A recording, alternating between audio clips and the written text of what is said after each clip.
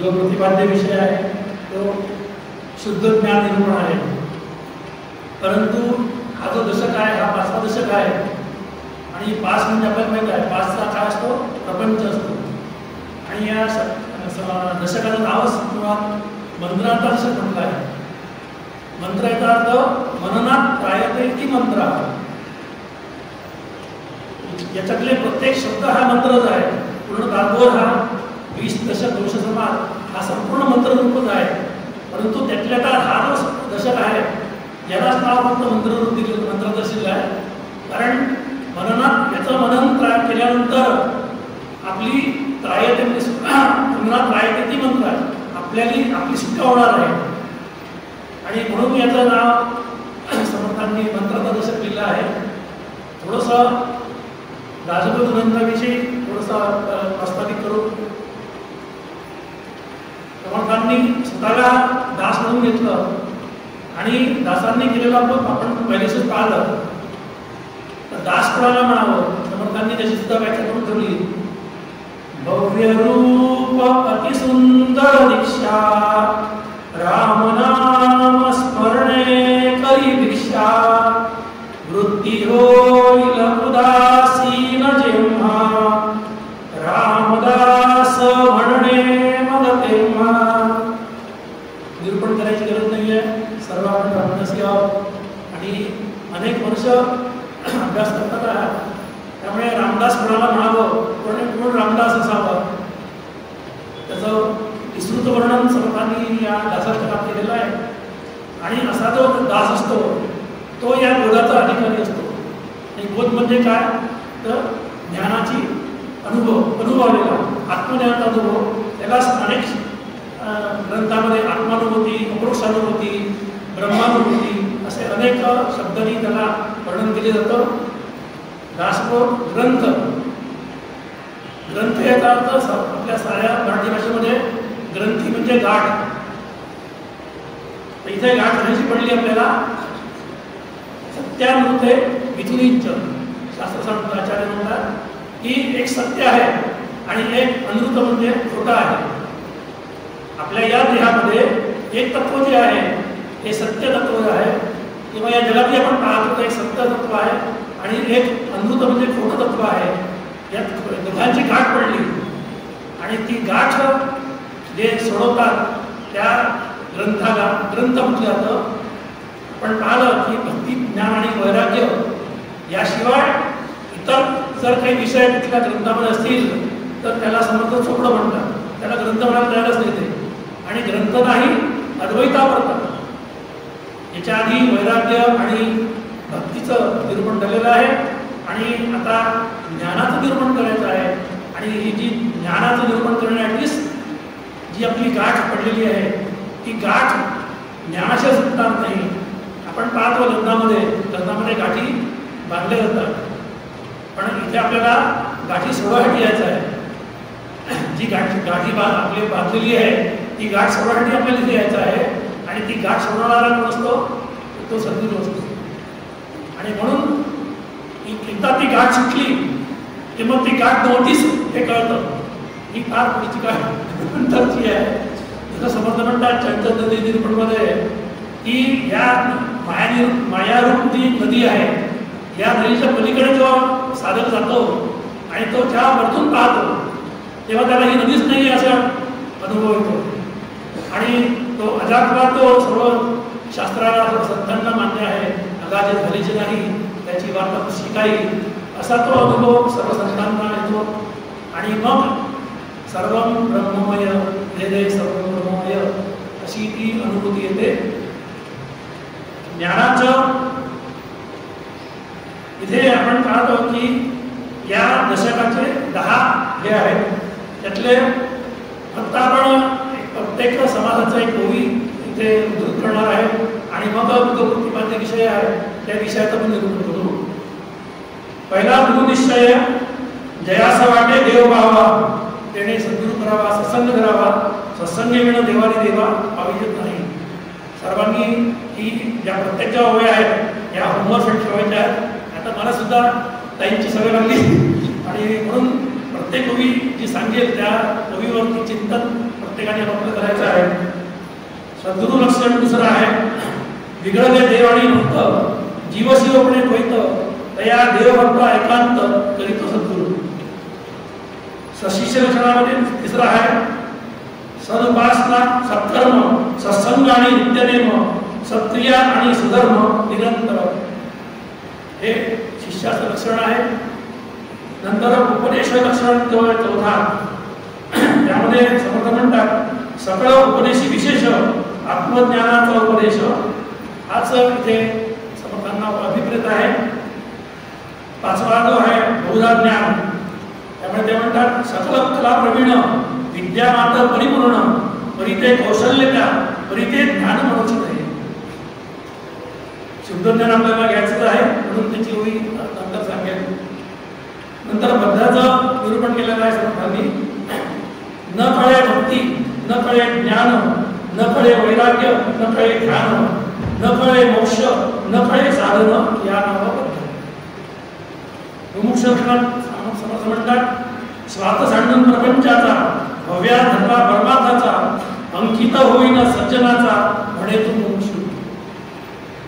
साधक लक्षणामध्ये समर्थ म्हणतात विसंतुनी दृश्यभान दृढधरी आत्मज्ञान विचारे राखे समाधान या नाव साधक. आणि सिद्ध लक्षणामध्ये समर्थता बहार करतात, ते म्हणतात लक्षणे म्हणजे केवळ गुण वस्तू ठाईची निर्गुण त्याची सिद्धांत लक्षण वस्तू. या 9 समासातल्या या ओव्या आपण प्रास्ताविक म्हणून इथे सादर करतो आहे. आणि यानंतर मुख्य जो आपला दशक 5वा समास 6वा त्याच्याकडे आपण वळूया.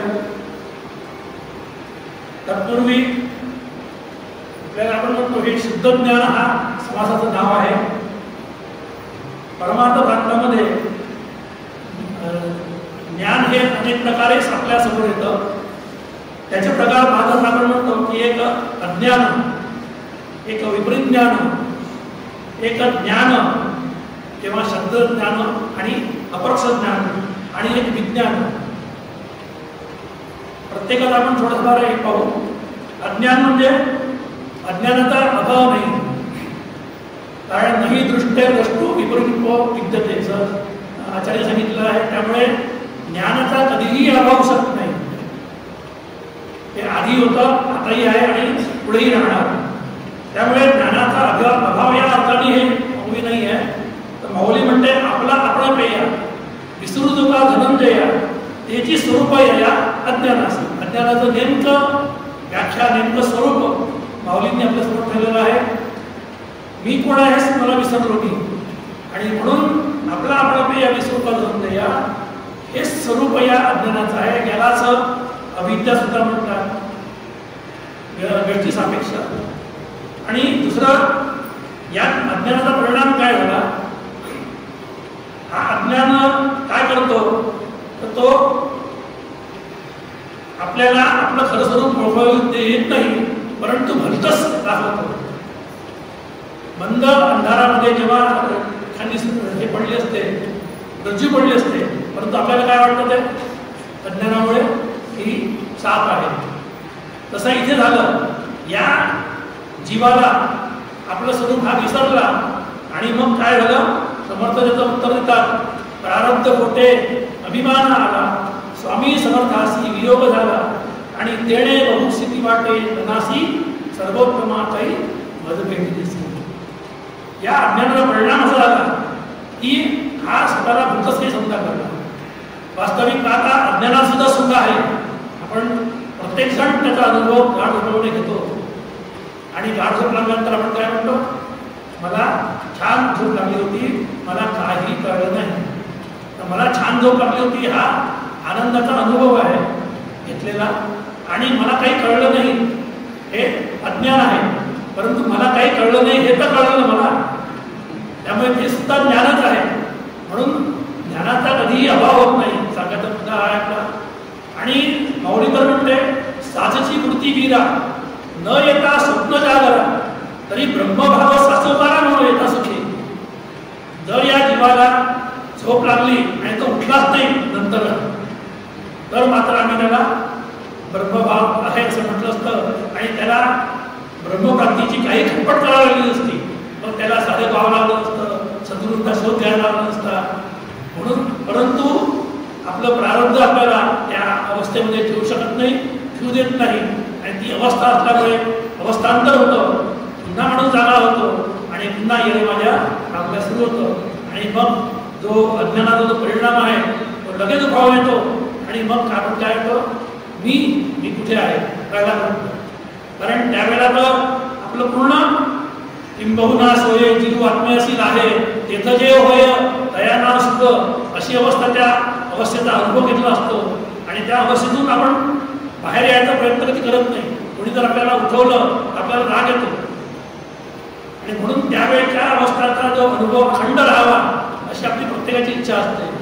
परंतु आपण पाहिलं प्रारब्ध त्याला उठवतो आणि मग तो उठल्यानंतर पहिले काय म्हणतो, मी कुठे आहे, किती वाजले, आणि लगेच मग त्याचा संकल्प जो असतो आदल्या दिवशीचा, तो संकल्प तो पुढीसाठी तो पुढे कार्य करतो. आणि त्याची मुख्य म्हणजे देहबुद्धी जागी होते. मी कोण आहे, पण त्यावेळेला मग मी कोणीतरी इंजिनियर आहे, मी कोणातरी बाप आहे, मी कोणाची तरी बायको आहे, असं करत करत त्याचा तो पूर्ण मग त्याला जे समोर कार्य असेल त्या कार्यानुरूप आणि पूर्व आदल्या दिवशीचा संकल्प असतो त्या संकल्पानुसार तो आपल्या कामाला लागतो आणि या जगामध्ये येतो. हे झालं विपरीत ज्ञान.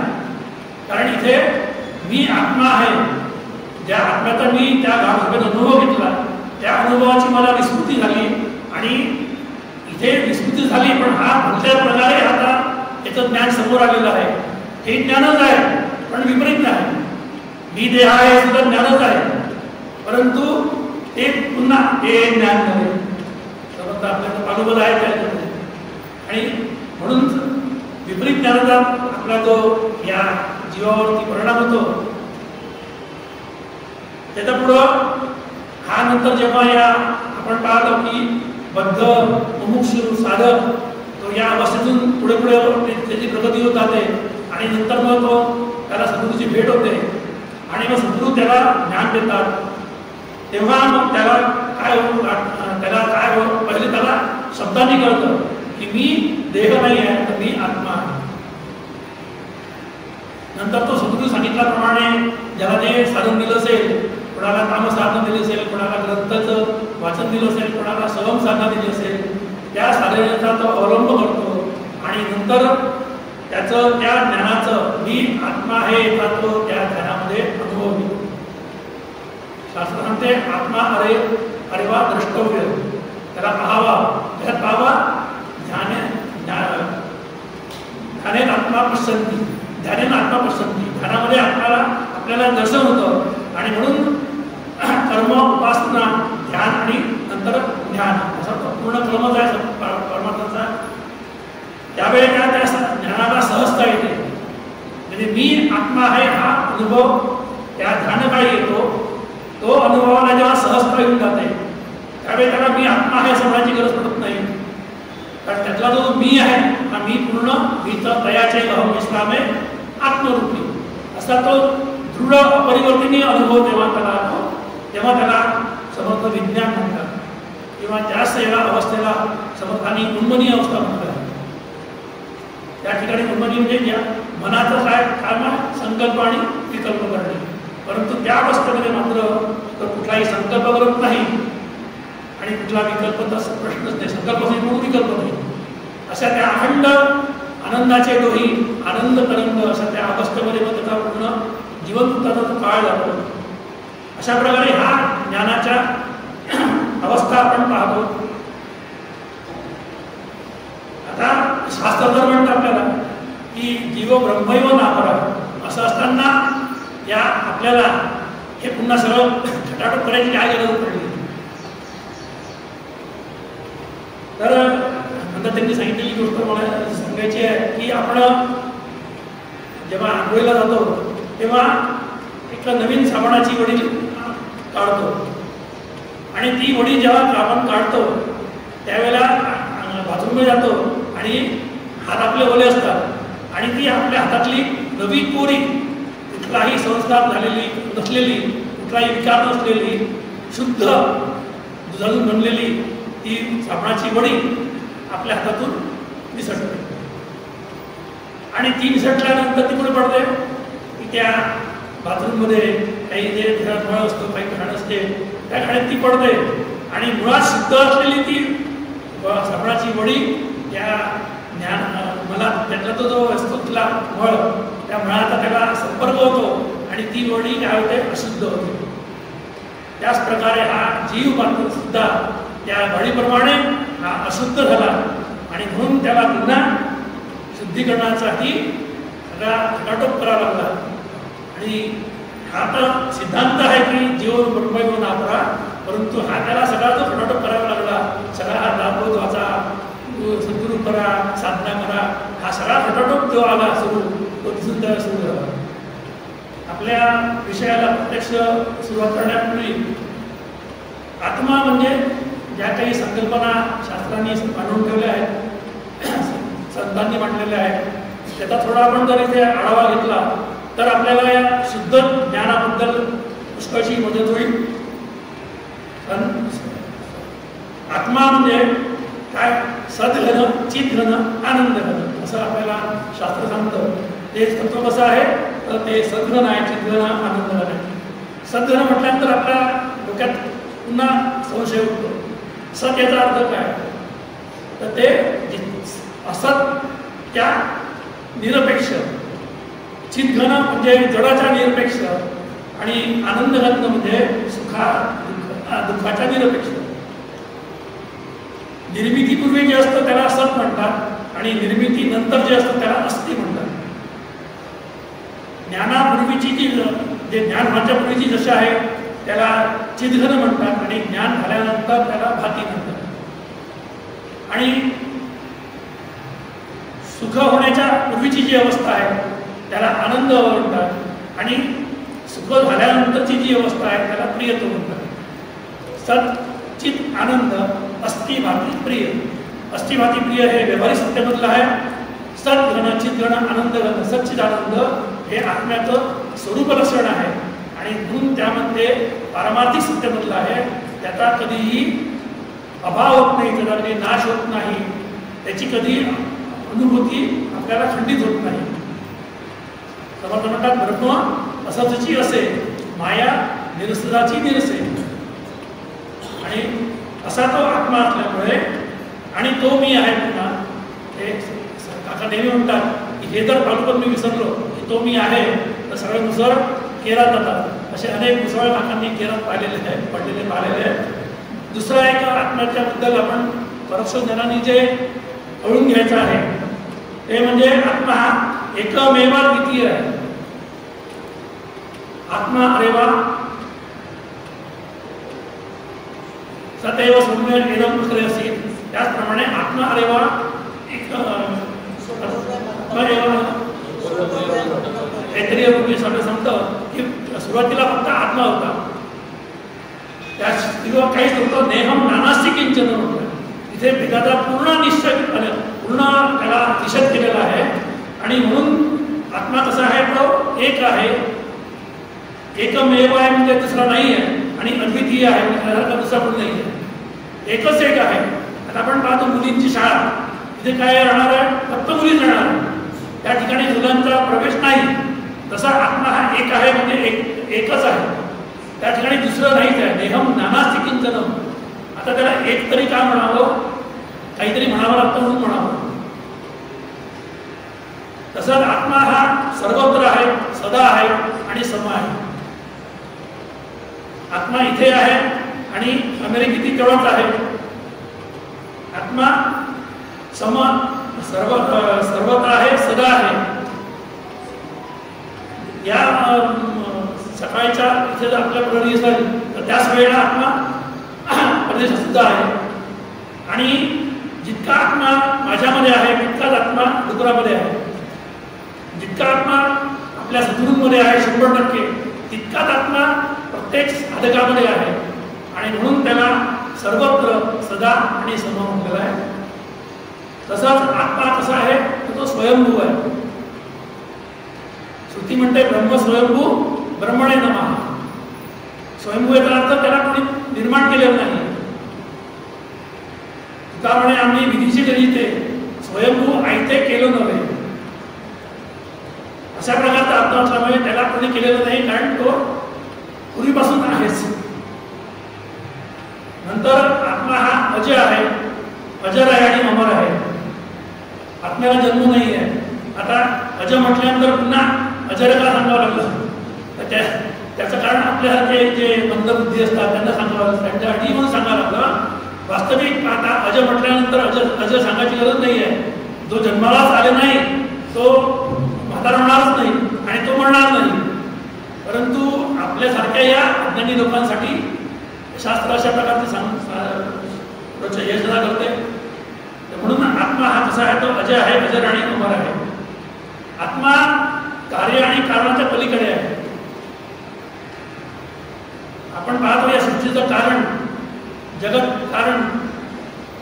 आपण जर पाहिलं या व्यक्ती पिंडाच्या प्रमाणात जर पाहिलं तर स्थूल सूक्ष्म कारण महाकारण आणि समष्टीच्या निरूपण पाहिलं तर विराट हिरण्यगर्भ अव्यक्त आणि मूळ माया. याचे ठिकाणी प्रत्येक ठिकाणी एक जे कार्य आहे ते दुसऱ्याचं कारण आहे. स्थूल देह हा सूक्ष्म देह, स्थूल देहाचं कारण सूक्ष्म देह, सूक्ष्म देहाचं कारण देह, कारण देहाचं कारण महाकारण देह आणि महाकारण देहाचं काय कारण, तो हा आत्मा आहे. आणि याचं कोणी कारण नाही आहे. म्हणून म्हणतात ते नेहमी म्हणतात की हा कसा आहे, विनाकारण आहे. आणि कार्य आणि कारण नेहमी आम्ही काकांच्या जेव्हा व्युत्पत्ती सांगतो काका या शब्दांची, त्यावेळेला कार्य आणि कारण यांच्या पलीकडे जे आहेत ते आमचे काका, असं त्या काका या शब्दाची व्युत्पत्ती अनेक वेळा सांगितली जाते. त्याचप्रमाणे आत्मा कसा आहे, अनादी आहे, अनंत आहे.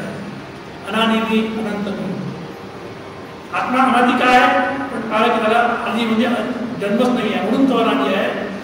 माया सुद्धा अनादी आहे, परंतु ती कशी आहे, अनादी पण शांत आहे. म्हणून हा फक्त फरक त्या माया आणि याच्यामध्ये आहे. माया सुद्धा अनादी आहे, निर्गुणी आहे, परंतु ती अनादी आहे आणि शांत आहे. ती विचार केल्याची नाहीशी होते, म्हणून तिला शांत म्हणतात. आत्मा निर्गुण आणि निराकार आहे. आत्म्यामध्ये आकार नाही, विकार नाही, प्रकार नाही, संस्कार नाही. हे सगळे शब्द आपल्याला व्यवहारामध्ये आपल्याला सगळ्यांच्या ओळखीचे आहेत. पण तसा तो आत्मा नाही हे सांगण्यासाठी त्याच्यामध्ये कुठलाही प्रकारचा विकार नाही, आकार नाही, संस्कार नाही, प्रकार नाही. आत्मा निर्गुण आहे, गुणातीत आहे. तो अवस्थात्रय आहे, तो देहत्रय, तो कालत्रय, आपण गणेशाप्रमाणे म्हणतो. त्याचप्रमाणे आत्मा अत्यंत प्रशांत वैसहार असं त्याचं वर्णन केलं जातं. प्रशांत याचा अर्थ शांतीची वैशांती. शांती जिथे निवासाला जाते, शांतीला जेव्हा करमत नाही आणि शांती जिथे तिला कुठेतरी जावं वाटतं तेव्हा ती कुठे जाईल, ती आत्म्याच्या ठिकाणी जाईल किंवा ब्रह्मा ठिकाणी जाईल. म्हणतात मी तर त्या अनुष्ठान सांगितला होता की जो साधक असतो तो श्रीगुरूकडे जातो आणि श्रीगुरूंना म्हणतो ब्रह्म कसा आहे. श्रीगुरू काही बोलत नाही, ते मांडी घालतात. त्यांना शिष्याला वाटते सद्गुरूंचं वय झालं, त्यांना ऐकायला कमी यायचं असेल म्हणून ते पुन्हा तो शिष्य म्हणतो ब्रह्म कसा आहे. गुरु काही बोलत नाही, शांत मौन धारण करतात. पुन्हा त्या शिष्याला वाटतं की गुरु आपल्याला काही सांगत नाही, म्हणजे खरं गुरु आहे की नाही. तो तर पुन्हा म्हणतो गुरु महाराज ब्रह्म कसा आहे, त्यांना हलवत होतं. आणि मग ते म्हणतात प्रशांत वैसा. आणि असं म्हणून मी त्या ब्रह्माची शांती विरोधी देतो असं त्यांना ते म्हणावं लागतं. इतकं ते शांत आहे. तुका म्हणे हे बहु सुकुमार न साहे भार शब्दाचाही. असं त्या ब्रह्माचं किंवा आत्म्याचं वर्णन चांगलं येतं. ब्रह्मामध्ये कुठलेही भेद नाही आहे. स्वगत सदातीय आणि विदातीय भेद रहित आहे ते. आपल्याला माझं सदातीय म्हणजे स्वगत भेद म्हणजे आपला जो आपण शरीर आहे किंवा झाड आहे, झाडाला गवळ, फांद्या, फुलं, त्याचं खोड, हे सगळे तिथे स्वतःतून उत्पन्न झालेले भेद आहे. तसा आपल्याला भेद नाही आहे, कारण तो मुळात जन्मलेलाच नाही आहे. सजातीय म्हणजे त्याच्यासारखा, एक आंबा दुसरा आंब्यासारखा, एक झाड दुसऱ्या झाडासारखं असतं, एक माणूस दुसऱ्या माणसासारखा असतो. परंतु आत्मा आपण पाहिला की तो कसा आहे, एकमेव आहे, अद्वितीय आहे. आणि म्हणून त्या ठिकाणी दुसरा कोणी नाहीच आहे. देहम नानासी किंचन असल्यामुळे सजातीय विजातीय भेद नाही, त्याच्याहून भिन्न कोणी नाही आहे. हिताठावया राघवेण नाही, त्रिभुवन संचालय विठ्ठलेका अशी परिस्थिती असल्यामुळे त्याच्याहून भिन्न कोणी नाहीच आहे. आणि म्हणून विजातीय भेद सुद्धा तिथे नाही आहे. अनेक प्रकारचे भेद तुला शास्त्रात सांगितलेले आहे, तेही भेद तिथे नाही आहे. जीव जगत भेद नाही, जीव ईश्वर भेद नाही, जीव जीव भेद नाही, जगत ईश्वर भेद नाही, ईश्वर ईश्वर भेद नाही. हे अनेक प्रकारचे भेद हे सुद्धा तिथे नाही आहे. आणि सर्वात महत्त्वाचं म्हणजे जे आपण सदृष्टमन जे करतो, तिथे समर्थ म्हणतात तेथे माया स्पर्श केला. असं ते आत्मतत्व किंवा ब्रह्मतत्व, आत्मा आणि ब्रह्म हा शब्द समानच आहे. जसं आपण पिंडाप्रमाणात पिंडाचा संदर्भ घेतला तर त्याला आत्मा म्हणतात, ब्रह्मांडाचा संदर्भ घेतला त्याला ब्रह्म म्हणतात. त्या ठिकाणी माया नाही म्हणजे काय नाही असा अनेकदा प्रश्न पडतो. तर तिथे नाम नाही, रूप नाही, गुण नाही, क्रिया नाही, जाती नाही आणि संबंध नाही. आत्मा हे ब्रह्माचं नाव किंवा ब्रह्म, आत्मा किंवा ब्रह्म हे आत्म्याचं नाव नाही. सच्चिद आनंद, सत हे आत्म्याचं नाव नाही आहे. माऊली म्हणते असताची निवृत्ती प्रवृत्ती, सत म्हणो येई सुती. आत्मा असत नाही आहे हे याचा निषेध करण्यासाठी म्हणून तो सत आहे म्हणावं लागतं. वास्तविक तो सत सुद्धा नाही आहे. सच्चिद आनंदाचं माऊलींनी अमृतानुभवामध्ये निषेध केलेला आहे, खंडन केलेलं आहे. इथपर्यंत माऊलीची त्या अमृतानुभवामध्ये आपल्याला चिंतन पाहायला मिळतं. इथे नाम नाही, इथे रूप नाही आहे. त्याला आपण पाहिलं की तो जन्मालाच नाही आला त्यामुळे त्याला रूप नाही आहे. त्याची कोणी निर्मिती करू शकत नाही म्हणून त्याला रूप नाही आहे. त्याच्या आधी म्हणून होतं म्हणून त्याला रूप नाही. गुण नाही आहे, त्रिगुण पाच, सत्व नाही, रज नाही, तम नाही आहे, त्रिगुणातीत आहे तो. कुठल्याही क्रिया म्हणजे कर्म, कुठलंही कर्म तो करत नाही. अकर्म, नैष्कर्म स्थिती ज्याला म्हणतात, त्याला आपण कर्म करतो त्यामागे काय असतं? कर्माचं कारण काय? इच्छा. इच्छेचं कारण काय? अज्ञान. म्हणजे जोपर्यंत अज्ञान आहे तोपर्यंत इच्छा आहे, आणि इच्छा आहे म्हणून कर्म आहे. ब्रह्माजवळ किंवा आत्म्याजवळ अज्ञान नाही, त्यामुळे इच्छा नाही, आणि त्यामुळे कर्म करण्याची गरज नाही. जाती त्याच्याप्रमाणे कुणीच नाही आहे. देहम नानास्ति किंचन, आपल्या इथे स्त्री आहे, पुरुष आहे, नपुंसक आहे, अनेक प्रकारच्या जाती आहेत, 84 लक्ष योनी आहे. अशा प्रकारची कुठल्याही जातीचा तो नाही आहे. तो ब्राह्मण नाही, क्षत्रिय नाही, वैश्य नाही, त्याला कुठला आश्रम नाही, कुठला संबंध नाही आहे. तिथे सुख दुःख द्वैत त्याला म्हणतात, हा कुठलाच नाही आहे. गुरु शिष्य संबंध सुद्धा नाही आहे. आत्म्याला गुरु नाही, आत्म्याला शिष्य नाही, किंवा ब्रह्माला गुरु नाही, ब्रह्माला शिष्य नाही. आणि म्हणून आपण काय म्हणतो? गुरु दैव शिष्या चिदानंद रूप शिवोहम शिवो, असं त्या आत्म्याचं स्वरूप आहे, असं त्या ब्रह्माचं स्वरूप आहे. संबंध कुठलाही संबंध का नाही आहे? तर तो असंग वयम ही असं पुरुषा अशी स्थिती आहे. तो असंग आहे. असंगाच्या उदाहरण आपल्याला सगळ्या भगिनींना माहीत आहे. प्रत्येकाकडे निर्लिप्तवा आहे. निर्लिप्तवा काय करतो? त्याला काही चिकटत नाही, त्याला कोणी चिकटत नाही, असा हा निर्लेप आहे. आकाश त्यातल्या त्यात उपमा जर द्यायची असली तर ब्रह्माला किंवा आपल्याला आकाशाची उपमा दिली जाते. कारण आकाश सगळ्यांना आधार देतो, पण कुणाला चिकटत नाही. आता पाहतो आपण, इतका पाऊस काल रात्रीपासून सुरू होता, परंतु आकाश भिजलं का? नाही भिजलं. आकाश खूप ऊन तापलं, 50 डिग्री जर झालं, आकाश तापलं का? नाही तापलं. तसं ब्रह्म थंड होत नाही, तापत नाही, ते आजारी पडत नाही, त्याला हार्ट अटॅक येत नाही, असा तो असंग आहे. कारण त्याच्या देखी माया ही झालीच नाही आहे. ही माया जे शास्त्राने मान्य केली, ही अज्ञानी लोकांसाठी मान्य केली. मायावाद हा आचार्यांनी स्वीकारलेला वाद आहे. वास्तविक हा अजातवाद आहे, परंतु अजातवाद हा सगळ्यांना झेपत नाही. आणि म्हणून अगाजी झाल्याची नाही, ज्याची वार्ता पुसची काही, तथापि सांगो जेणे काही संशय न पुरे, अशी समर्थांनी त्याची प्रस्तावना केली आहे आणि मग पुढे ते सांगतात की पाणी आहे म्हणून तरंग आहे, दोरी आहे म्हणून भुजंग आहे. म्हणजे हा संपूर्ण अध्यास, हा वाद जो आहे हा आचार्यांनी स्वीकारलेला आहे आपल्यासाठी. आणि नंतर मात्र ते काहीच नाही आहे हे सिद्ध केलं आहे. त्याला शास्त्रीय भाषेमध्ये अध्यारोप आणि अपवादाची भाषा म्हणतात. इथे आपण ही प्रस्तावना केल्यानंतर आपण आता जर मुख्य विषयाकडे वळलो तर आपल्याला ते आकलन होणं सोपं जाईल, म्हणून ही एवढी प्रस्तावना आपण केली. म्हणतात ऐक ज्ञानाचे लक्षण, ज्ञान म्हणजे आत्मज्ञान, पहावे आपणासी आपण या नाव ज्ञान. मी मला पाहायचं आहे. तुम्ही म्हणाल तर काय, आम्ही तर रोज पाहतो, 100 वेळा पाहतो आरशामध्ये, पण आपण आरशाकडे काय पाहतो? जे निर्माण झालेलं आहे तो हा जो स्थूलदेह आहे, हा स्थूलदेह कसा आहे? मी गोरी आहे की काळी आहे, पण मला काही करायचं आहे का, मेकअप करायचा आहे का, कुठे माझ्या केस पांढरा झाला आहे का? म्हणजे आपण काय पाहतो? इथे आपलाच देह पाहतो, आपण आपल्याला पाहत नाही. संपूर्ण परमार्थ आपल्याला काय शिकवतो? पाहावे आपणासी आपण. आणि आपण जेव्हा गुरु जेव्हा करतो त्यावेळेला सुद्धा समर्थांनी म्हटलं आहे की साधकांनी काय प्रश्न विचारावे हे सुद्धा संतांना आपल्याला सांगावं लागतं.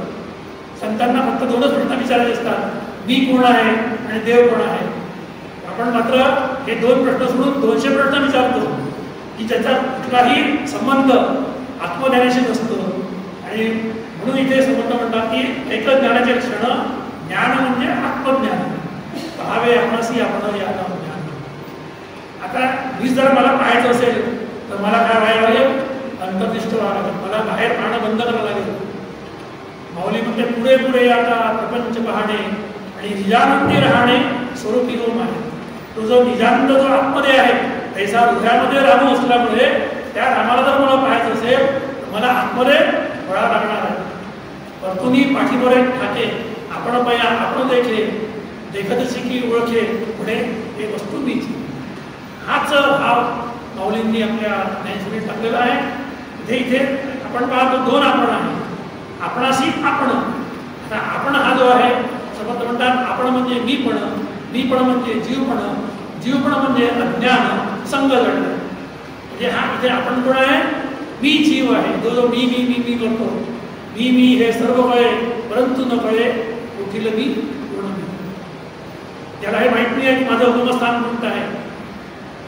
तो समर्थांचे लेकरू अभिमाने घेतला पहिलं पारू, तो टाकीता पावशी पारू भावाचा.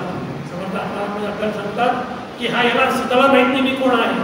आणि म्हणून ते जर मला जाणून घ्यायचं असेल तर मला माझ्या आत्मध्ये उतरावं लागेल. देवजवळी अंतरी पण भेटी नाही जन्ममध्ये, अशी आपली अवस्था असते. आणि म्हणून समर्थ म्हणतात पहावे आपणासी आपण. आपणासी म्हणजे तर जे माझं खरं स्वरूप आहे, जे आत्मस्वरूप आहे, तेच ब्रह्मस्वरूप आहे, त्या मला मी पाहायचं आहे. आता नाही पाहिलं मी, सगळ्या संतांचा आग्रह असतो पण आपण काही ऐकत नाही. आपल्याला वाटतं नाही पाहिलं काय होतं आहे. माऊली तिथे म्हणते तमेव विदित्वात मृत्युमेती नान्यत पंथा विद्यते नाही. शास्त्र अत्यंत आपल्या म्हणजे धोकी साधते एक प्रकारचे की त्याला पाहिल्याशिवाय दुसरी गती नाही. नान्यत पंथा विद्यते नाही, त्याशिवाय दुसरा मार्ग नाही. समर्थ सुद्धा आपल्याला म्हणतात जवळ ते ज्ञान नाही प्रांजळ तवरी दुःख ज्ञानीवेळ तळमळ जाणार नाही. ही अगदी अवस्थाच आहे. ते जोपर्यंत ज्ञान आपल्याला मिळणार नाही तोपर्यंत जी आपली सुखाडी तळमळ आहे ती तळमळ शांत होणार नाही. परंतु राजा सुद्धा आपल्याला म्हणतात जीवसुखाचा प्रवासी, दुःख जराही नको त्यासी, तरी तो अनिवार्यपणे सोशी नाना दुःख. आपल्याला अखंड तळमळ कशाची आहे? सुखाची आहे. परंतु आपण मात्र अखंड काय सुख पाहता दवा पडे दुःख पर्वतावेळे अशी आपली गती होते. याला कारण काय आहे की आपण आपल्यालाच पाहत नाही, आपल्यामध्ये पाहत नाही, आतमध्ये पाहत नाही. आणि अखंड आपली वृत्ती काय असते? अंतर्भ्रष्ट तितके उडाले. आणि म्हणून त्या अशा प्रकारे असल्यामुळे बहुविधता सौख्य होणार नाही. तोच भाव समर्थांनी जे पाळला आहे. शिणावे बरी नातुडे काही, विचारे बरी अंतरा पद विजय, मना सज्जना राघवी वस्ती विजय. इथे समर्थांचा राघव म्हणजे कोण आहे? तर ते आत्मा किंवा ब्रह्म. आणि म्हणून इथे समर्थ म्हणतात की तू स्वतःला पाहा, म्हणजे तू तुझं ते खरं स्वरूप आहे जे तुझं शाश्वत स्वरूप आहे, हे जे तू म्हणतोय की मी देह आहे, मी मन आहे, मी जीव आहे, हे तुझं सर्व स्वरूप नाही आहे. तू स्वतःचं स्वरूप ओळख म्हणजे तुला याला ज्ञान म्हटलं आहे. मुख्य देवाचं जाणावे, सत्य स्वरूप ओळखावे, नित्यानित्य विचारावे या नावात. मुख्य देव कोण आहे त्याला जाणायचं आहे. आपल्या देवास ओळखावे, मग मी कोण हे पाहावे, संगत त्याकडून राहावे, वस्तुरूप पूर्ण परमात्म्याचा प्रांत हा एवढाच आहे. आणि म्हणून तेवढा ते मुख्य देवाचं जाऊन ओळखावे. आपल्याला देवाच्या पुन्हा आपण पाच चत्वार विवरण करायची गरज नाही. 4 प्रकारचे देव समोर सांगितले, त्यातला मुख्य देव कोणता आणि त्याचं सर्व स्वरूप काय आहे, तो कसा आहे, तो निर्गुण निराकार आहे. निर्गुण निराकार नाही आकार, येथूनही चराचर त्याशी बघी माऊली म्हणते. तर सत्यस्वरूप ओळखावे आणि याच्यासाठी काय आहे साधन, नित्यानित्य विचारावे या नावाने. इथे आपण पाहतो जेवढे साधन सांगितले त्याला ज्ञानच म्हटलेलं आहे. जे ज्ञानप्राप्तीचं साधन आहे त्याला सुद्धा संतांनी किंवा शास्त्रांनी ज्ञानच म्हटलं आहे. आपण पाहतो की एखादा मुलगा मेडिकलला प्रवेश घेतो, तो पहिले वर्ग पास म्हणजे पहिली वर्ष पास नसेल तर आपण काय म्हणतो, या डॉक्टर साहेब. तो डॉक्टर झाला का, त्यांनी अजून पहिल्या वर्गाची परीक्षा दिली नाही आहे, पण तरी आपण त्याला डॉक्टर म्हणतो. तशाच त्या प्रकारे अजून ज्ञान झालेलं नाही आहे, परंतु ज्ञानाची जी साधने आहेत त्या ज्ञानाच्या साधनाला सुद्धा ज्ञान होण्याची रीत आहे शास्त्राची. आणि म्हणून नित्यानित्य विचारावे. नित्य काय, नित्य काय, शाश्वत काय, अशाश्वत काय, सार काय, असार काय, या हा जो विचार करणं आहे त्याचा विचार विवेक त्याला म्हणतो. विवेकाला सुद्धा ज्ञानच म्हटलेलं आहे संतांनी. जेथे दृश्य प्रकृती सरे, पंचभूतिक अवसरे, समूळ द्वैत निवारे या नावात ज्ञान. दृश्य आपल्याला ते डोळ्याने दिसते आणि मनाला भासते. जे जे आपल्याला डोळ्याने दिसतं, जे जे मनाला आपल्याला अनुभव होतो, त्या सगळ्याला दृश्य म्हटलेलं आहे. आणि दृश्याचा पसारा किती मोठा आहे, आत्मारामांनी सांगितलं समर्थांनी, स्थूल देहापासून तर मूळमायेपर्यंत हा पूर्ण पसारा हा दृश्याचा आहे. ते हे दृश्य नाशिवंत असे वेदसिद्धी बोलत. आणि म्हणून हा जोपर्यंत दृश्याचा पसारा आपल्याला कळत नाही तोपर्यंत, आणि ही कशी आहे, हा दृश्य हा प्रकृती आहे. प्रकृती म्हणजे प्रकर्षण कृती, ज्याला कोणतरी निर्माण केलेला आहे. आपण पाहतो आत्मानाम आकाशा संभूता, पुढे मग या आधी ब्रह्मच होतं, गुणमाया झाली, गुणमायापासून गुणमाया झाली, गुणमायापासून जळमाया झाली, आणि नंतर हा पूर्ण जीव जगत ईश्वर सगळे नंतर निर्माण झाले. आणि फक्त जे ब्रह्म होतं.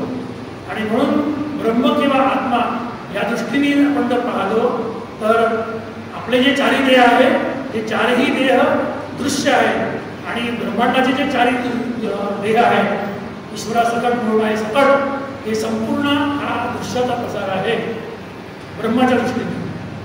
इथे ब्रह्मा द्रष्टा आहे आणि हे दृष्ट आहे. इथे आत्मा द्रष्टा आहे आणि हा संपूर्ण म्हणजे महाकांड देहापासून स्थूल देह जे आहे हा संपूर्ण पसारा काय, हा दृश्यता आहे. आणि हा निर्माण झालेला आहे. आणि म्हणून यद दृष्टम नष्ट हा न्यायाचा आहे. आणि म्हणून ते काय होणार आहे, सरणार आहे. पंचभूतिक अवसरे, संपूर्ण जगत आपण पाहतो देहादी जगत. जगत म्हटल्यानंतर देहादी जगत हा त्याला सोबत अनुभव जोडावं लागतं. आपण काय म्हणतो, जगत हा काय म्हणतात, सारे जहां से अच्छा, म्हणजे मी सोडून सगळे. असं नाही आहे.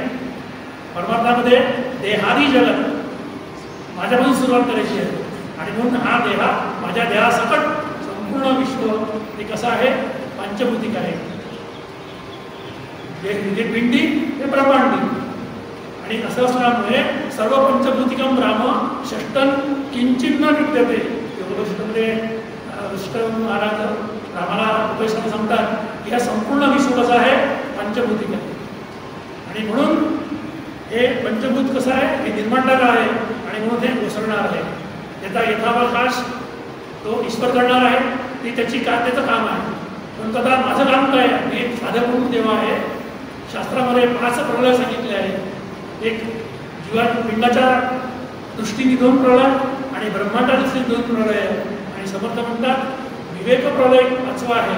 आणि साधकांनी विवेक प्रलय करायचा आहे. आणि त्यासाठी गुरूंना शरण द्यायचं आहे.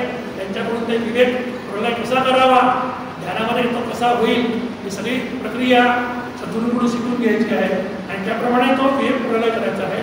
आणि तो केल्यानंतर मग आपल्याला काय दिसेल की योग शिष्य जो स्नेहम, त्यावेळी तिथे कुठलाही दृश्याचा पसारा राहणार नाही, जग देह नाही, ब्रह्मांड नाही आणि फक्त उरला घनदाट तरी दिसेल.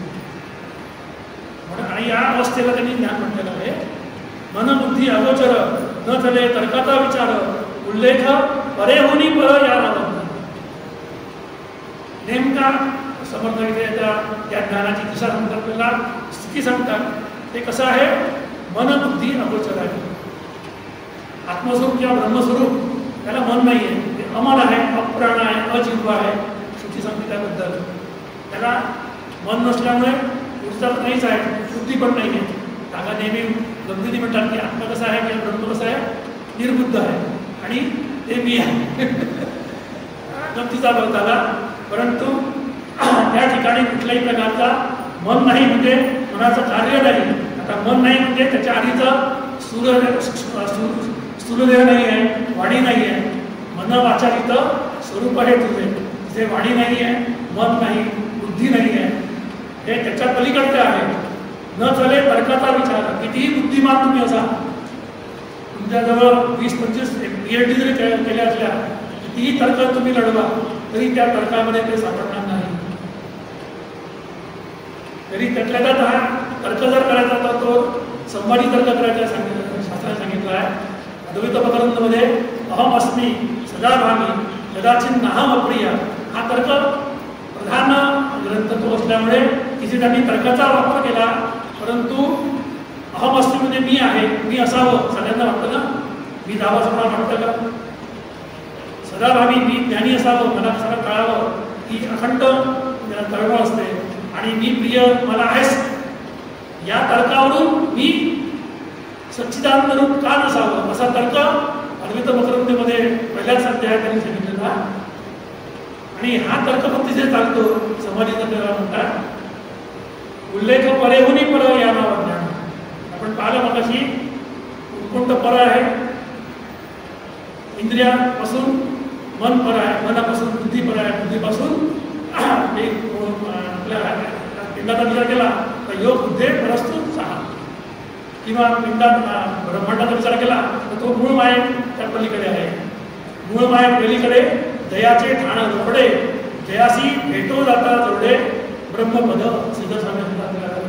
इथे कसं आहे, मूळ मायेच्या पलीकडे आहे, चारी वाणींच्या पलीकडे आहे. म्हणून परावाणी म्हणून आपण त्याला पर म्हणतो. परंतु वास्तविक पाहता ते मूळ मायेच्या सुद्धा पलीकडे आहे आणि म्हणून त्याला पर म्हटलं आहे. परात पर, सर्वात श्रेष्ठ, सर्वात श्रेष्ठ, सा काष्टा, सा परावती. त्याच्या पुढे कोणी नाही आहे, त्याच्या पलीकडे कोणी नाही, त्याकडे त्याच्याहून सूक्ष्म कोणी नाही, त्याच्याहून मोठा कोणी नाही आणि म्हणून त्याला ब्रह्म म्हणतात. वास्तविक ब्रह्मसुद्धा त्याचं नाव नाही. सर्वसाक्षी अवस्था तुरिया ज्ञान असे म्हणती दया, तरी ते जाणावी वाया पदार्थ ज्ञान. याच्या आधीच आपल्याला समर्थांनी सांगितलं आहे की पदार्थ ज्ञान आता तो संपूर्ण समासून केलेला आहे. तिथे कशाला समर्थ पदार्थ म्हणतात. स्थूलदेह पदार्थ आहेत, सूक्ष्मदेह पदार्थ आहे, कारणदेह पदार्थ आहे, महाकारणदेह पदार्थ आहे. ज्या महाकारणदेहामध्ये मी आत्मा आहे, ही जाणीव आहे, तो सुद्धा आपण पाहिला म्हणजे दृश्य आहे आणि तो पदार्थ आहे. आणि त्याला काहीतरी अर्थ आहे दृश्य म्हणून, आणि तो दृश्य असल्यामुळे त्याला पदार्थ म्हणतात. दृश्य पदार्थ जाणीले ते असं पदार्थात ज्ञान बोलले. शुद्ध स्वरूप जाणीले सर्वसाक्षी अवस्था तुरिया ज्ञान असे म्हणते तया, तरी ते जाणावी वाया पदार्थ ज्ञान. तुरीय अवस्था ही समर्थांचं स्वतःचं वेगळं प्रकरण आहे. काही अभ्यासार्थी नवीन आहेत म्हणून सांगणं आवश्यक आहे. जेव्हा आपण दाखवतो अभ्यास करतो तेव्हा किती देह आपल्याला किती देह आहेत, 4. पटकन सांगता आलं पाहिजे मला 4 देह आहेत. समर्थांचा जो अभ्यास करतोय ना समर्थ मामायचा, पण वास्तविक जर पाहता आपण जर पाहिलं तर अवस्थात राहायचा म्हटलं, इथे 3 देह म्हटलं आणि इथे समर्थ काय म्हणतात 4 देह. हा दाखवतो जो ग्रंथ आहे हा समर्थांची स्वतंत्र त्यांची ती निर्मिती आहे ती कसलीही टीका नाही आहे. जसं भगवद्गीता ज्ञानेश्वरी म्हणजे गीतेवरची टीका आहे, त्यामुळे माऊलींनी त्याच्या बाहेर गेले नाही. परंतु समर्थांची ही स्वतःची स्वतंत्र निर्मिती असल्यामुळे समर्थांनी 4 देह सांगितले. तुर्याला सुद्धा त्यांनी अवस्था म्हटली आहे. वास्तविक पाहता श्रुतिग्रंथामध्ये तुर्याला ज्ञान म्हटलेलं आहे. हा फरक पुष्कळदा अनेक वेळा साधकांचा संशय निर्माण होतो, गैरसमज होतो. इथे समर्थ म्हणतात सर्वसाक्षी अवस्था तुर्य. त्या अवस्थेमध्ये काय आहे, ती अवस्था कशी आहे, साक्षी रूप आहे, वेगळा राहून पाहिजे. कुठलाही एखादा प्रसंग चालू आहे आणि मी त्याचा कोणीतर साक्षीदार असला, तो साक्षीदार त्या घटनेपासून वेगळा असतो. सर्व म्हणजे संपूर्ण जग या जगाचा साक्षी वेगळेपणाने घटद्रष्टा घटात भिन्न. जो कोणी साक्षी असतो तो त्या घटावरून वेगळा असतो, दृश्याहून वेगळा असतो. आणि म्हणून समर्थ म्हणतात अशी जी अवस्था आहे, जी अवस्था तुर्यामध्ये ध्यानामध्ये आपल्याला अनुभवाला लागते. ज्ञान असे म्हणते ते त्याला आपण सुद्धा आपण ज्ञान म्हणतो. तरी ते जाणावी वाया पदार्थ ज्ञान. आणि दृश्य पदार्थ जाणीजे त्या असं पदार्थ ज्ञान म्हणजे शुद्ध स्वरूप जाणीजे या नाव स्वरूप ज्ञान. ज्ञान म्हणजे अद्वैत, तुर्या प्रत्यक्ष द्वैत.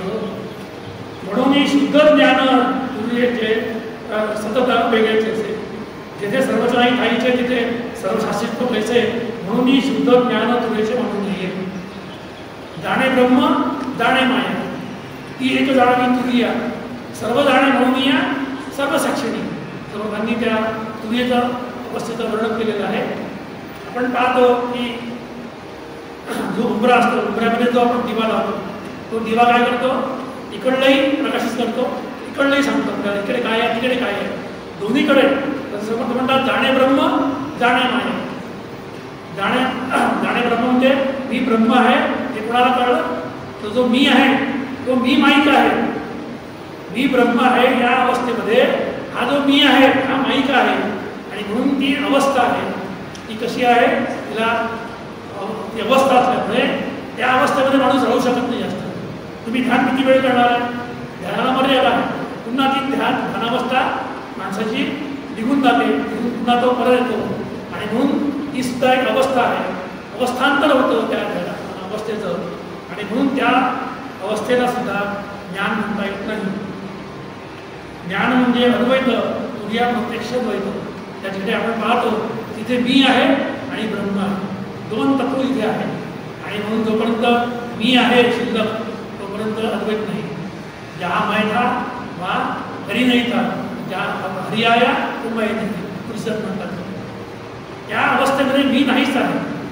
तयाचे अहम विश्रामे आत्मस्वरूप. म्हणून सर्वसाक्षी अवस्था तरी ती तुर्य अवस्था असली तरी ती अवस्था असल्यामुळे त्या अवस्थेला ज्ञान म्हटलेलं नाही. महावाक्य उपदेश मला तरी त्याचा जप नाही केला, तेथे जातो विचारच केला पाहिजे साधने. महावाक्य उपदेश हा सर्व उपदेशामधला उपदेश आहे. याच्या पुढे उपदेश नाही आहे परमार्थामध्ये. सर्वात शेवटचा उपदेश जे आपल्याला श्रीगुरु म्हणतात ते तत्त्वम् असि. याच्या पलीकडे परमार्थ नाही आहे. आणि त्याच तत्त्वमसी या महावाक्याचा, त्याला महावाक्य म्हटलंय कारण ते जीव ब्रह्मैक्यता सूचित करणारा आहे. आणि म्हणून त्याला महावाक्य म्हटलं. इतर वाक्यांना अवांतर वाक्य म्हटलं जातं. महावाक्य वगैरे बघा पुरी त्याचा जप नाही होईल. काल आपण पाहिलं आचार्याकडून की आपण प्रत्येक याला जपामध्ये त्याची आपण गणना करतो. परंतु हा जो महावाक्याचा उपदेश जो आपला सद्गुरू करतात, श्रीगुरू करतात, तो मात्र त्याचा आपल्याला काय करायचा, तिथेचा तो विचारच केला पाहिजे साधने. जो साधक आहे त्यांनी सुद्धा विचार करायचा आहे. तत् काय, तोम काय आहे, तत्पद शोधन, तोमपद शोधन. आणि अशी म्हणजे काय, अशी म्हणजे ते ऐक्य आहे. आता इथे आपण जर पाहतो त्यावेळेला तत् म्हणजे ते म्हणजे ब्रह्म. ते त्याला ते काय म्हणतात, कारण आज आपल्याला त्याचा अनुभव नाही म्हणून ते दृश्याच्या पलीकडे आहे. म्हणून ते आपण म्हणतो ते शामराव, ते रामराव, ती व्यक्ती ती काय आहे, ती माझ्या जवळ नाही आहे म्हणून ते आपण आपल्याला ते म्हणतो. तत् म्हणजे ते, तू म्हणजे हा जीव. तर तोमचा जो लक्षार्थ वाचार्थ आहे तो जीव आहे, तत्चा जो वाचार्थ आहे तो ईश्वर आहे, आणि याचा जो लक्ष्यार्थ आहे तो मात्र तत्चा लक्ष्यार्थ ब्रह्म आणि त्वमचा लक्ष्यार्थ आत्मा, आणि या आत्मा आणि ब्रह्माचं ऐक्य आहे. आणि म्हणून अशा प्रकारे त्या तत्पद त्वमपद शोधन करून आपल्याला त्या हा विचार करून त्या पदाचा अनुभव आपल्याला घ्यायचा आहे, जे आधी आपलं स्वरूप कसं आहे, अत्यंत शुद्ध आहे. महावाक्याचा अर्थ घेता आपण वस्तूची तत्वता आपण पाहताच त्याचा जपकर्ता वृथा क्षीणची होय. महावाक्याचे विवरण हे मुख्य ज्ञानाचे लक्षण. ज्ञानाच्या अत्यंत जवळ काय आहे तर महावाक्य. त्यानंतर कुठलाच आपल्याला मात्र काही कळलं नाही आहे, आणि महावाक्याचाच विचार करणं यालाच तप म्हटलं शास्त्राने. असे ज्ञानमयम तपः. समर्थ आपल्याला अनुवाद म्हणतात, महावाक्य तत्वादिके पंचीकरणे पुणे पाविजे संत संख्ये विवरणे द्वितीयसी संकेत जो दाबी देतो तया सांडुनी चंद्रमा भावी देतो. सगळ्या भगिनी आपण पाहतो भावीजेला त्या चंद्राला ओवाळतात. तो चंद्र दिसतोय का? ज्या चंद्राला तुम्ही ओवाळतात जिथे द्वितीयता तो चंद्र असतो तर तिथे काय दिसतं आपल्याला? फक्त एक खांडी दिसते, आणि मग कोणतरी ते आधी जो त्यांनी पाहिलं असतं ते येऊन सांगतो ती खांदी आहे ना, त्या खांदीला बाजूला पाहतो. खांदी म्हणजे ब्रह्म, ते चंद्र नाही आहे. तसं महावाक्य तत्वादिके पंचीकरणे पुढे पाविजे हा महावाक्य फक्त त्या ब्रह्माची खूण सांगणारी आहे. महावाक्यानंतर त्याचाही पुन्हा सगळा सोडायचा आहे. तो विचार केल्यानंतर मग ते सुद्धा सुटणार आहे. म्हणून तसं म्हणतात की महावाक्य तत्वादिके पंचीकरणे पुढे पाविजे संत संख्ये विवरणे द्वितीयसी संकेत जो दाबी देतो तया सांडुनी मग तो आपल्याला चंद्र दिसतो. तसा महावाक्याचा आपण जेव्हा विचार करतो त्यावेळेला मग आपल्या या जीवाला आपलं खरं स्वरूप ते जे हा आत्मतत्व आहे त्या तत्वाचा बोध होतो. शोधिता आपले मूळस्थान सहजीवन अज्ञान या नाव म्हणजे ब्रह्मज्ञान मोक्षदायक. मोक्ष म्हणून त्याला म्हणतात. ज्ञानादेव तू कैवल्य. कैवल्य ज्ञान मोक्ष या सगळ्या जे अनेक प्रकारे आपल्याला शास्त्रीय ग्रंथामध्ये त्याची व्याख्या मिळते. या सगळ्यांचा अर्थ तोच आहे.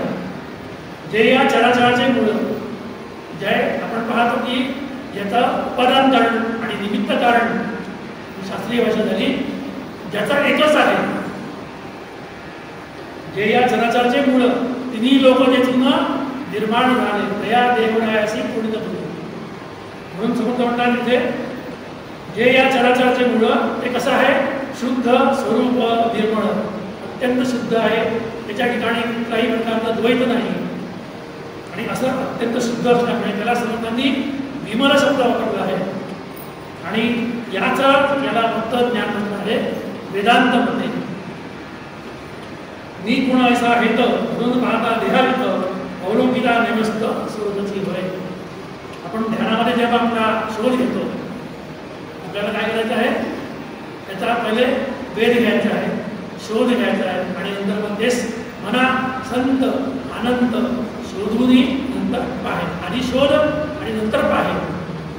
आपण जेव्हा त्याचा हा हेतू धरून त्याचा शोध घ्यायला जातो त्यावेळेला मात्र आपल्याला काय म्हणते, त्याच तत्वाचा बोध होतो जे माझं मूळचं स्वरूप आहे. देखतची ओळखे म्हणे हे मीची. जेव्हा त्याला आपण पाहतोय हे तर मीच आहे. एखादा समजा मुंबईचा मुलगा आहे, अत्यंत श्रीमंत आहे, तो काही कारणाने आपलं घर विसरला आणि मग तू काय करत राहतो, यांना 10 पैसे माग, त्याला 10 पैसे माग, मला भूक लागली, मला काहीतरी खायला द्या. जेव्हा कोणतरी त्या गावात पाहतो अरे हा अंबाईचा मुलगा आहे, आणि मग तो त्याला त्याच्या घरी सोडून देतो, आणि मग तो त्याला घर जेव्हा तो पाहतो तेव्हा त्याला कळतं अरे हे तर आत्ताच घर आहे, आपण आतापर्यंत भीक मागत होतो. तसा हा जीव जो आहे, अज्ञानी जीव, हा जेव्हा आपलं खरं स्वरूप ओळखतो तेव्हा तो म्हणतो अरे हे तर मी तर आनंद स्वरूप आहे, आणि आतापर्यंत मात्र मी या देहाच्या मागे लागून अनेक प्रकारची दुःख भोगलेली. आणि त्यावेळेला मग तो जे स्वरूप जेव्हा तो ओळखतो त्याचं त्याला ज्ञान होतं, आणि मग त्या ज्ञानालाच म्हणजे मोक्ष म्हणतात. त्याच्यानंतर त्यांनी अनेक प्रकारचे आपल्याला हे ज्ञान कुणाकुणाला झालं. आपल्याला जोपर्यंत असा कोणी सांगत नाही की यांना ज्ञान झालं आहे तोपर्यंत आपण विश्वास ठेवत नाही. म्हणून समर्थांनी अनेक मुनी जे याच्या आधी होऊन गेलेले आहेत, ऋषी मुनी होऊन गेले आहेत, त्यांचा उल्लेख तिथे केलेला आहे. आपल्याला त्याची गरज नाही. आपल्याला प्रत्यक्ष काकांच्या निमित्ताने, पद्धतींच्या निमित्ताने आपण प्रत्यक्ष याचे साक्षीदार आहोत की ते कसं ब्रह्म कसं ओळखावं. ब्रह्मविद ब्रह्मविद होते म्हणजे काय हे आपल्याला काकांकडे पाहून मनात करून त्याचा अनुभव आपल्याला येऊ शकतो. आणि ब्रह्म आहे, आत्मा आहे आणि मला त्याचा अनुभव येणार आहे. जसा त्यांना आला तसा मला येणार आहे अशी आपली खात्री पडते, अशी आपली श्रद्धा टिकून राहते, तो निश्चय होतो आणि मग तो साधक त्याच्या त्या मार्गावर खाली वाटचाल करू शकतो. सद्गुरुवचन तोची वेदांत, सद्गुरुवचन तोची सिद्धांत, सद्गुरुवचन तोची धादांत असं परिस्थिती. वेदांत, सिद्धांत, धादांत तीन शब्द वापरले. सद्गुरुवचन यालाच वेदांत म्हणतात. सद्गुरू जे म्हणतील तो वेदांत म्हणून स्वीकारायचा. दयाचे विसाट शब्द सुखे म्हणून येते वेद, सदैव सच्चिदानंद कानव. अखंड त्यांचा सदा स्वरूपा संधान असं असल्यामुळे ते जे बोलतील तो वेदांत असतो. सद्गुरुवचन तोची सिद्धांत, ते जे सांगतील ते त्यांनी म्हटलंय ना तू ब्रह्म आहे संपला. त्याच्यापुढे कुठलेच शंका कुशंका न घेता जर त्याप्रमाणे आपण साधना केली तर आपल्याला ते ब्रह्म मी आहे, अहम ब्रह्मास्मी हा मला अनुभव येऊ शकेल. सद्गुरुवचन तोची धारांत, धारांत म्हणजे त्यांची ती तो अनुभव आहे. आपण म्हणतो ना तू धारांत खोटं बोलतो म्हणजे तुला याचा अनुभव नाही, पण हा सद्गुरूंना तो अनुभव आलेला आहे. सद्गुरूंची प्रचिती आली, शास्त्र प्रचिती, गुरु प्रचिती आणि मग आपल्याला काय घ्यायचे आत्मप्रचिती. या दोन प्रचितीच्या आधारे मग मला आत्मप्रचिती घ्यायची. निर्माण पंचभूती ये एकांत कल्पांती नासते एकांतोय प्रकृती पुरुष जिये तेही ब्रह्म होती. सर्वात शेवटी विवेक प्रलयामध्ये काय होतं, निर्माण पंचभूती जी प्रक्रिया गाढ झोपेमध्ये होते तीच प्रक्रिया ध्यानामध्ये होते. संपूर्ण जो हा विश्वाचा पसारा आहे हा मावळून जातो. निर्माण पंचभूती संपूर्ण पंचमहाभूत कल्पांतीत नसणारच आहे, परंतु साधक जेव्हा विवेक प्रलय करतो त्यावेळेला हा पसारा पूर्ण मावळून जातो. मावळीत विश्वावासू नवलवदेला अंश. प्रकृती पुरुष जिये ही मूळमाया. प्रकृती आणि पुरुष. मूळमाया म्हणजे काय, प्रकृती आणि पुरुष. मूळमाया हा शब्द उच्चारला की दोन यांचा आपल्याला तत्वांचा बोध व्हायला पाहिजे. जसं परवा हा शब्द आपण उच्चारतो ते आपल्याला काय वाटतं, आजच्या आधी आणि आजच्या नंतर असा शब्द तो परवा हा आपण शब्द वापरतो. तसा मूळमाया म्हटली की इथे प्रकृती आली आणि पुरुष आली आणि ती सुद्धा काय होते, तेही ब्रह्म होती. ईश्वर सांडी अधिष्ठान निर्विकल्प.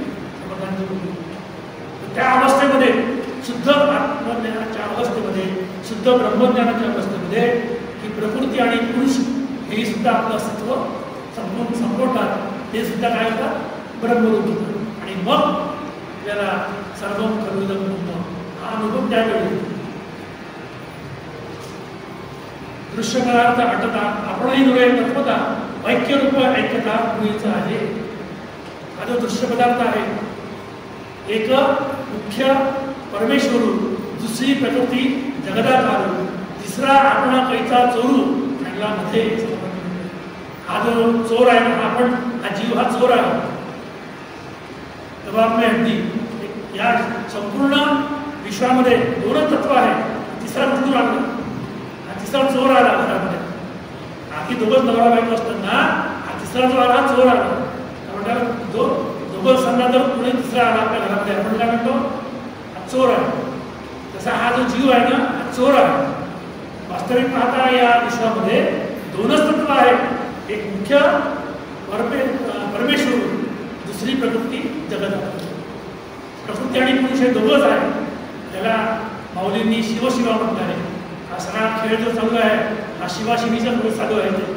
आणि हा त्या खेळामध्ये हा जो कबाब मी हड्डी करतो आहे, हा जीव मला दुर्गुण करतो आहे, या जीवाला आता शांत करायचा आहे. आणि तो काही केला शांत होत नाही. आणि म्हणून सद्गुरू जेव्हा काठी घेऊन येतात तेव्हाच तो फक्त शांत होतो. आणि तो शांत होतो म्हणजे काय होतं, आपल्या मूळ कर्तोनी पाठिंबा लागतो. असो तो देहा वेगळा जन्मकर्मासी निराळा सकल आबाळ वेगळा सबाई तू. हे जीवा तुझं स्वरूप कसं आहे, तू चार देहा वेगळा आहे, चौ देहा वेगळा, स्थूल सूक्ष्म कारण महाकारण याच्याहून तू भिन्न आहे. ते म्हणजे तू नाही आहेस. जन्म कर्मासी निराळा, तुला जन्म नाही मृत्यू नाही, कोणाशी नाही जन्म कोणाशी नाही जन्म क्रांतिस्तव उरलेले जन्म दृढ घेतला देहाभिमान म्हणून या. वास्तविक माझा मला जन्मही नाही आणि मला मृत्यूही नाही आहे. पण भ्रमामुळे मी काय करतो, मला जन्म आहे. जन्म कोणाला आहे, देहाला जन्म आहे. डेट ऑफ बर्थ कोणाची आहे, आत्म्याची डेट ऑफ बर्थ आहे का, नाही. आत्म्याची एक्सपायरी डेट नाही सुद्धा आहे. पण तो जो जन्म आहे हा मी माझ्यावर ओढून घेतला. मी जन्मलो, मी आता म्हातारा झालो आणि आता मी शेवटला म्हणजे मरणार आहे.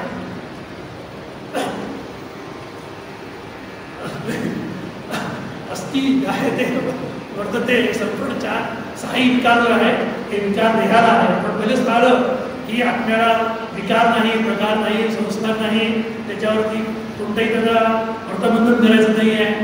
अर्थबंधन कशाचं करायचं आहे, या सगळे जे संस्कार करायचे आहे त्याच्यावरती शेवटचे संस्कार 16 संस्कार जे करायचे आहे हे सगळे या देहाला आहे. आत्म्याला कुठलाही संस्कार नाही, प्रकार नाही, विचार नाही. म्हणून समर्थ म्हणतात चौ देहा वेगळा जन्मकर्मासी निराळा सकळ आबाळ गोबळा सफाई तू. या संपूर्ण स्थितीपासून तू कसं आहे, भिन्न आहे. तू याचा काय आहे, साक्षी आहे. घटद्रष्टा घटात भिन्न. तू या संपूर्ण सृष्टीचा साक्षी असल्यामुळे या देहाचा साक्षी, संपूर्ण सृष्टीचा साक्षी.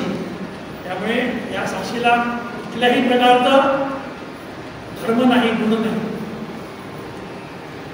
देहाचे धर्म देहाचे ठाई, आत्म्याचे धर्म आत्म्याचे ठाई, ऐसे पाहणे जे काही ते आन होती. जे देहाचे धर्म देहाच्या ठाई सोडून देतात आणि आत्म्याचे धर्म आत्म्या ठाई त्याचं दोघांचं विभाजन करतात, ते पाहणे काही आन होती. हे मात्र वेगळे असतात आणि इतर कसे असतात, अज्ञानी असतात. कोणासित नाही बंधन क्रांतिस्तव भुगले जण पुढं घेतला देहाभिमान म्हणून येणार. मुक्तची होता परी दहाला बद्ध घेऊन या छंद माझे. म्हणून सिद्धांत सांगतो आपल्याला की जीव मुळातच ब्रह्मरूप आहे. म्हणून तू काय झाला, मुक्तची होता परी दहाला बद्ध घेऊन या छंद माझे माझे. आणि माझे माझे आलं कशावरून, त्याचं अधिष्ठान काय, देह. मी देह आणि माझे, मी आणि माझे, मी आणि माझे. अखंड हा सगळा जे जग सुरू असतो, जागृती आणि स्वप्न. आणि म्हणून या हे कोण करतं, मी आणि माझे, हे मन करतं. म्हणून हा मन एव मनुष्याणां कारणं बंधमोक्ष आहे.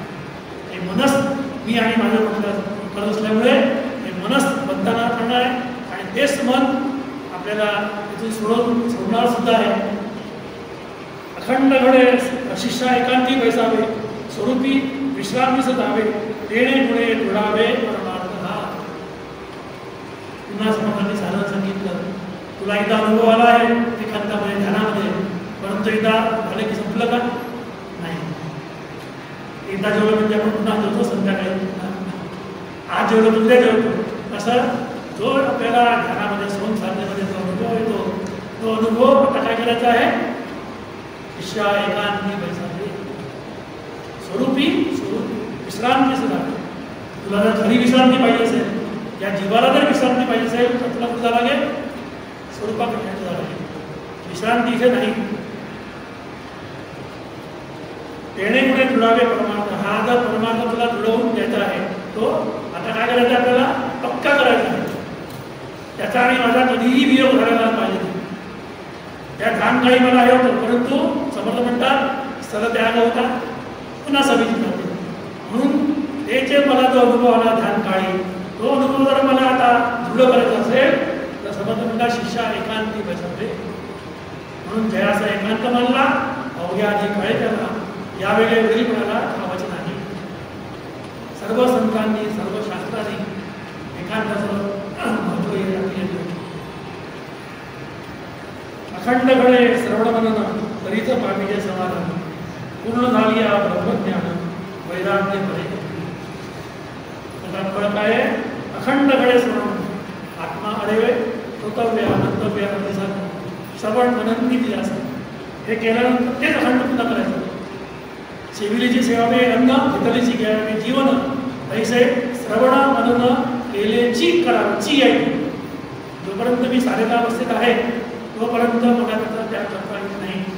किंबहुना आपण पाहतो जे सिद्ध अवस्थेला पोचले आहे हे सुद्धा त्याचा आरंभ करतात, कारण ही माया ही केव्हा कोणाला फसवेल काही सांगता येत नाही. ज्ञान होता मिळणं, अज्ञान प्रबळे जाणं, या कारणे श्रवण मनन अखंड एकदा ज्ञान झालं म्हणून त्या आता आपल्याला मी झालं ज्ञानी असं होत नाही. जोपर्यंत त्या ज्ञानाला पूर्णता येत नाही, जोपर्यंत ते दृढ परिवर्तन होत नाही, तोपर्यंत साधना ही सुरू ठेवावी लागते. आणि जेव्हा ते ज्ञान पूर्ण होतं त्यावेळेला काय होतं? वैराग्य बरे अंगी. मग मला आता कमान वैराग्य हे म्हणावं लागत नाही, किंवा मला आता जबरदस्तीने वैराग्य अंगी म्हणावं लागत नाही. ते त्या वैराग्याला काय ते सहज आहे. मग असलं ते असू दे, नसलं तर नसू दे, अशी अवस्था त्या आहे. विषयी वैराग्य उपजले, प्रयासीचं पूर्ण ज्ञान झाले, मळी टाकताची लादले राज्यदेवी. हे तुम्हाला जर ज्ञान पाहिजे असेल त्या बदल्यात काय झालं पाहिजे? विवेक आणि वैराग्य याची जाणीव महत्वाची. दासपणे योग्य साधू जाणं, वैराग्य नाही आणि तर ज्ञान नाही. ज्ञान आहे वैराग्य नाही. आपण कालच पाहिलं त्याचं सुंदर देवीचं तिथे पाहिलं आपण. म्हणून जोपर्यंत विवेक वैराग्य समाधी संपत्ती आणि मुमुक्षत्व हे जोपर्यंत साधकाच्या अंगी त्याचा तो जसं आपल्याला एखादा सर्पाचं विष भिंतं तसं ते आपली वैराग्य आपल्याला भिनत नाही, तोपर्यंत या ज्ञानाचा अनुभव येणार नाही. आणि ज्ञान झाल्यानंतर ते सहज वैराग्य येऊन जाईल. आणि मग हे जग कसं होतं? जग तुच्छ, त्या जगाला मग किंमत राहत नाही. ज्यांनी अमृताचं सेवन केलं तो आता याच्यामध्ये कशाला पडेल? म्हणून ज्याने त्या ब्रह्मज्ञानाचा अनुभव घेतला जो ब्रह्मानंद, तो आता या विषयानंदामध्ये आता लोळत नाही, तो अखंड त्या ब्रह्मानंदात लीन जातो. अज्ञान संज्ञापाने मिथ्या दृष्टी दिसते, ज्ञान औषध घेतात ते मुळीच नाही. मला ज्ञानाची गरज काय आहे ते समजतात. ही अज्ञान संज्ञापाने एखाद्याला आपण पाहतो त्याला खूप ताप कर चढला असा तो काहीतरी बडबड करत लागतो. तसा हा जो अज्ञानी जीव आहे ना, हा काही बडबड करतो. मी देह आहे, मी जीव आहे, मी आता मरणार आहे, अशी काहीतरी ती बडबड सुरू असते. मी काळा आहे, मी गोरा आहे, मी हुशार आहे, मी मोठा आहे, याला सुद्धा बडबडच म्हणते. अज्ञान संज्ञापाने मिथ्या दृष्टीत दिसते. आणि तो असा मिथ्या स्वप्ने बसण्याला तो जागृतीचा आणला तेणे पुरुषा पावला मी पाहिजे. स्वप्नामध्ये आपण पाहतो ना, आपल्याला साप दिसतो किंवा एखादा वाघ दिसतो, पुढे आपल्याला डोळे मारते आणि मग आपण काहीतरी बडबड करू असतो. मग ते लोक त्याला उठवतात. असा जोपर्यंत अज्ञानाची जो आपल्याला झोप आहे तोपर्यंत आपली ही बडबड सुरू राहते. आणि ज्यावेळेला खऱ्या अर्थी ती ज्ञानजागृती येते त्यावेळेला हे संपूर्ण दृश्य कसं होतं? ज्ञानी असे दृश्य मिथ्य स्वप्न दिसते. हा संपूर्ण हा जो दृश्याचा पसारा जो आहे देहासकट हा कसा होतो? मिथ्या होऊन जातो. आणि मग त्याची किंमत राहत नाही. ज्या जी गोष्टी तुच्छ असते त्याची आपण किंमत करत नाही. आपल्याला जर रस्त्याने सोनं आणि दुसऱ्या बाजूला दगड दिसला आपण काय असतो? सोनं असतो ना, दगड एक सोनंच आहे, परंतु आपण काय असतो? तसं ज्याला ब्रह्मानंदाची प्राप्ती झाली तर तो हा तो विषयी न रमे तो मावली म्हणतो. जागृतीची ओळखणं ऐकतयाची लक्षणं जो विषयी विरक्त पूर्ण अंतरापासून. आता त्याचं जे वैराग्य आहे हे स्मशान वैराग्य नाही आहे, लोकांना दाखवण्यासाठी नाही आहे. त्या वैराग्याला कशी आहे? सहजता आहे. संसार या समजता जाणीली अनित्यता काही वैराग्य दबडता पाठी लागली. त्यांनी त्या संसाराचं मिथ्यत्व, देहाचं मिथ्यत्व अनुभव आला आहे. त्यामुळे त्याला हा आता संसार संपूर्ण कसा आहे? स्वप्नासारखा होऊन जातो. साधन न म्हणे ज्यावेळेला तो सिद्धपणे बद्ध झाला त्याहूनही मुमुक्ष बघा ज्ञानाधिकारी. ज्या साधकाला साधन आवडत नाही त्यापेक्षा त्याच्या अलीकडची जी स्टेज आहे मुमुक्षुत्व तो चांगला असं म्हणायची वेळ येते. म्हणून जोपर्यंत आपण साधकावस्थेमध्ये आहे किंवा साधकावस्था पार पाडल्यानंतरही अखंड श्रवण मनन केलेची करावे आणि मग त्याचा उपक्रम पुढच्या समाजात इथे समजताना उपक्रम केला. मग साधक बद्दल मुमुक्ष चित्त त्या चारीचे निरूपण पुढे समजण्यात दिलेलं आहे. अशा प्रकारे आपण इथं पाहतो की जे शुद्ध ज्ञान आहे ते कसं आहे तर हे सगळ्याच्या पलीकडे आहे. मूळमाये पलीकडे आहे ते. म्हणून ते परे होनी परते घर तेथे राहू निरंतर. आणि अशा त्या अवस्थेमध्ये सर्वांना आपल्या सद्गुरूंच्या कृपेने जाता यावं अशी त्या सद्गुरूंच्या चरणी आपण विनंती करूया. आणि शेवटी जो सिद्धावस्था जी असते त्याचं एक अत्यंत समर्पक वर्णन समर्थांनी आपल्या अभंगात केलं आहे. थोडा अभंग आपण म्हणू आणि इथे माझ्या वाईला मंदिर आहे. वस्ती केली रामी आम्ही, वस्ती केली रामी आस्था नाही देहरामी. वस्ती केली रामी आम्ही, वस्ती केली रामी देहासह